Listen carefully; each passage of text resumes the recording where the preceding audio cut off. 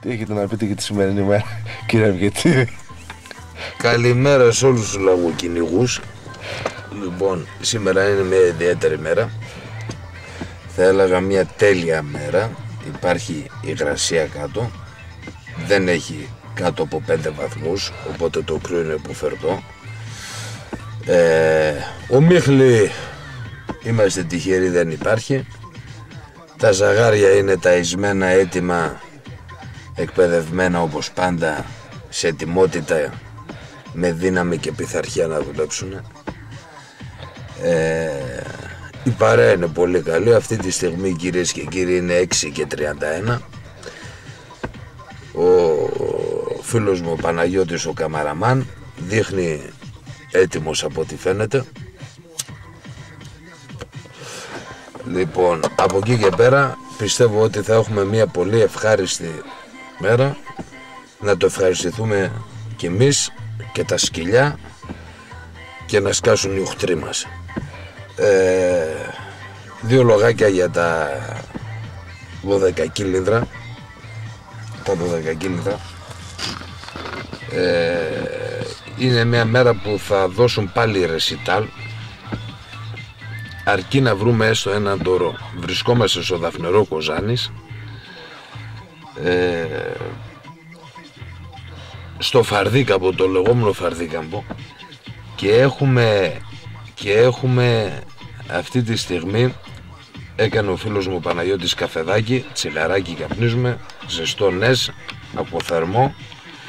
Λοιπόν, και όλα δείχνουν καλώς, όλα βαίνουν καλώς. Τώρα η λαγή εδώ στο μέρος αυτό είναι λιγοστή, γιατί τους αποτελειώσαμε. Λοιπόν, σε αυτή την περιοχή χτυπήθηκαν μόνο από τη δικιά μας την παρέα 12 λαγή. Οπότε φανταστείτε ότι έμειναν λιγοστή λαγή, και αυτή η λαγή που μείναν είναι μεγάλη και δύσκολη από θέμα ντοριάζοντας και περπατημένη λαγή όλο το βράδυ. Οι νύχτες είναι μεγάλες και οι λαγοί ξεσύρονται συνήθως από εδώ και πέρα, ξεσύρονται μπροστά. Δηλαδή δεν περιμένουν το σκυλί να το ξεφωλιάσει το λαγό από κόλο και να τον κάνει καταδίωξη. Οπότε δυσκολεύει η καταδίωξη από το σκυλί. Αλλά διότι εμείς έχουμε ζαγάρια δυνατά, έχουμε σκυλιά τα οποία είναι δουλεμένα, πατημένα σκυλιά, και δεν έχουμε μυρμηγκοφάγους όπως μερικούς, π.χ. Γιώργος Τσαλικίδης, το πιο πιθανόν είναι να δώσουν πολλά γκάζια. Λοιπόν, αυτά κυρίες και κύριοι. Μετά το κυνήγι θα ξαναμιλήσουμε, θα σας πω τι έγινε, πώς έγινε και τα λοιπά. Σας ευχαριστώ πάρα πολύ, να έχετε κι εσείς μια όμορφη μέρα. Ευχαριστώ. Πάμε. Λοιπόν, παιδιά, η ώρα πήγε 1 από το πρωί που μιλήσαμε στις 6:31. Τελικά έπεσα πάλι μέσα, τα εργαλεία δεν με βγάλαν ψεύτη.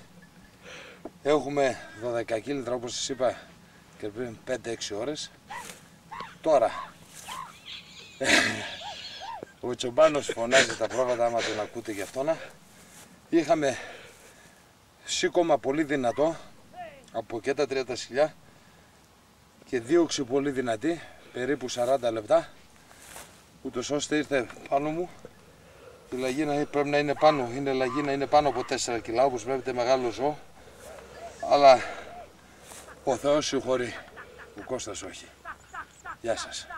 Τα λέμε αύριο Κυριακή, 25 Νοεμβρίου αύριο. 26, 27 είναι ρε. Γεια σας.